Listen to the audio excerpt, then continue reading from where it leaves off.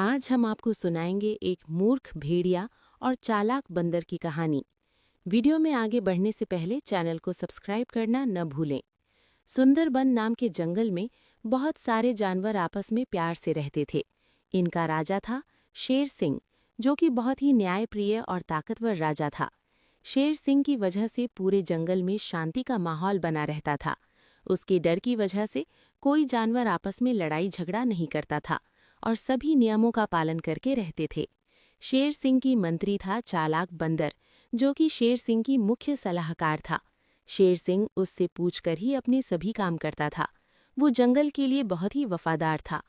वहीं दूसरी तरफ शेर सिंह का एक दोस्त था बाघ, जो कि शेर सिंह को दिखाने के लिए तो उसका दोस्त बनकर रहता था, वैसे वो पीठ पीछे शेर सिंह से बहुत ज्यादा चिढ़ता था। वो शेर सिंह को हटाकर जंगल का राजा बनना चाहता था और उसके षड्यंत्र को पूरा करने में उसका साथ देता था भेड़िया और चीता। आपस में बहुत अच्छे दोस्त थे। वो दोनों आपस में मिलकर शेर सिंह के खिलाफ नए नए षड्यंत्र सोचते रहते थे। ओ भेड़िया सुन, अब हमें कुछ ना कुछ तो करना पड़ेगा जिससे ये शेर सिंह आसानी से मर जाए। हम इस पर सामने से हमला नहीं कर सकते क्योंकि ये बहुत ही ताकतवर है। तो हम क्या करें? देख भेड़िया, तुझे जंगल में कोई नहीं जानता कि तू एक किसान के यहाँ काम करता था और वहां से मैं तुझे छुड़ा कर लाया था। और ना ही यहाँ किसी को पता है कि तू मेरा दोस्त है और मैं जैसा बोलता हूं तू वैसा वैसा करता जा। बताओ मेरे दोस्त, बताओ मेरे लिए क्या आज्ञा। काम करता था और वहां से मैं तुझे छुड़ा कर लाया था और ना ही यहाँ किसी को पता है कि तू मेरा दोस्त है और मैं जैसा बोलता हूं तू वैसा वैसा करता जा। बताओ मेरे दोस्त, बताओ मेरे लिए क्या आज्ञा है। बाघ उसे आगे का सारा प्लान बताता है। ठीक है ना, तुझे पता चल गई ना तुझे क्या क्या करना है। बस अब तू हमारे जंगल में जा और जैसा मैंने बोला है बिल्कुल वैसे ही कर।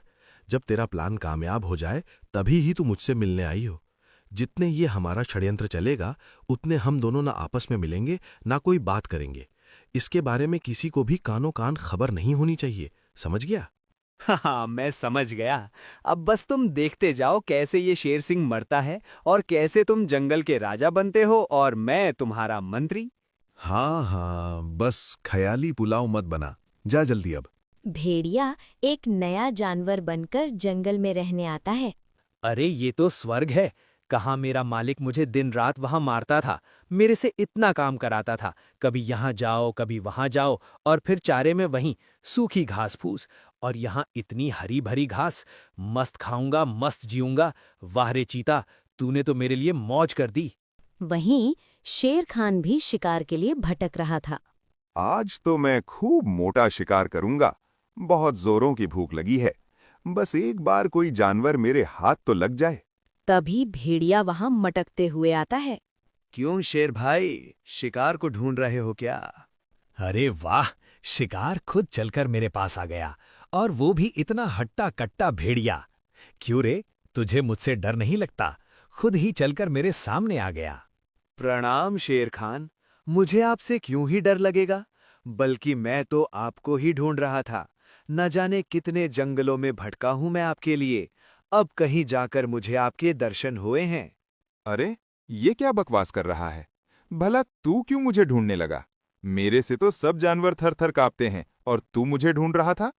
हाँ महाराज, मैं एक देवदूत हूँ और मेरा नाम भेड़िया प्रसाद है। मैं देवलोक का एक भेड़िया हूँ जो आपका सलाहकार बनने की इच्छा रखता है। मुझे देवलोक से भेजा ही आपका सलाहकार बनने के लिए है। अरे शेर खान, ये तो आपकी महानता है जो आप इतने बढ़िया काम करने के बाद भी ऐसा कह रहे हैं। आपने न जाने कितने प्राणियों को मुक्ति दी है, जो बीमारी से तड़प रहे थे, जो बुजुर्ग थे।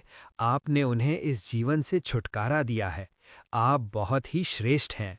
अरे वाह, तू तो बड़ा अच्छा बोलता है, लेकिन मैं तुझे सलाहकार नहीं बना सकता। मेरे पास पहले से ही एक सलाहकार है जो कि मेरे जंगल के लिए और मेरे लिए बहुत ही वफादार है। मैं उसकी जगह किसी और को नहीं रख सकता। तो महाराज, आप मुझे कोई मंत्री ही बना दीजिए। आप जब भी कोई मुसीबत में पड़ेंगे तो मैं हमेशा आपकी मदद करूंगा। ठीक है, अब से तू मेरे मुसीबत का साथी है। जब भी मेरे पास कोई ऐसी समस्या आएगी जिसका निवारण मैं नहीं ढूंढ पाऊंगा तो मैं तुम्हारे पास आऊंगा, और अगर उसका जवाब तुम्हारे पास भी नहीं हुआ तो तुम्हारी खैर नहीं। ठीक है? अब भेड़िया शेर के साथ चला जाता है। शेर उसे लोमड़ी से मिलाता है।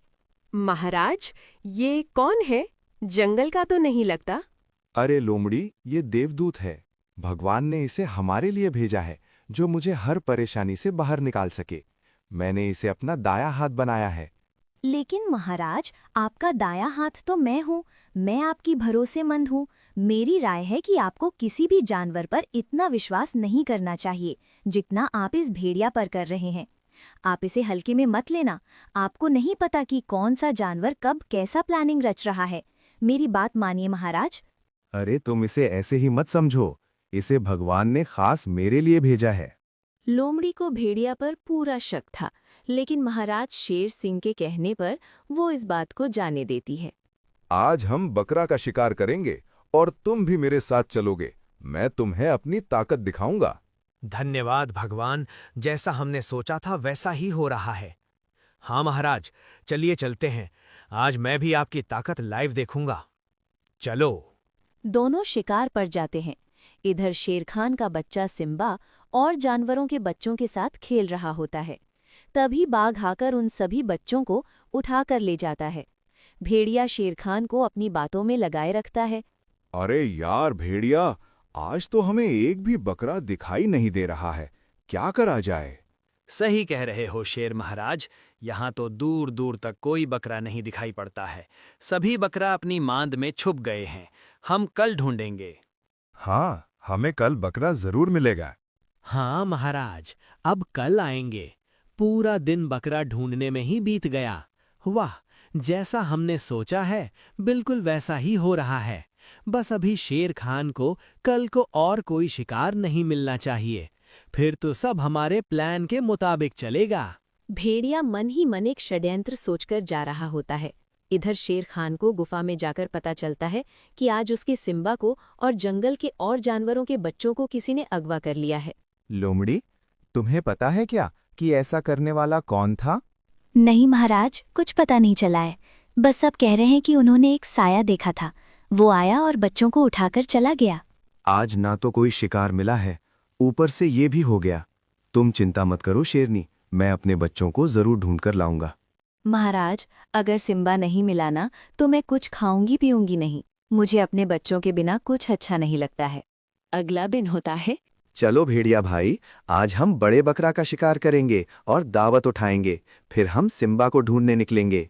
चलिए महाराज। तभी सामने शेर को एक बकरा दिखाई पड़ता है।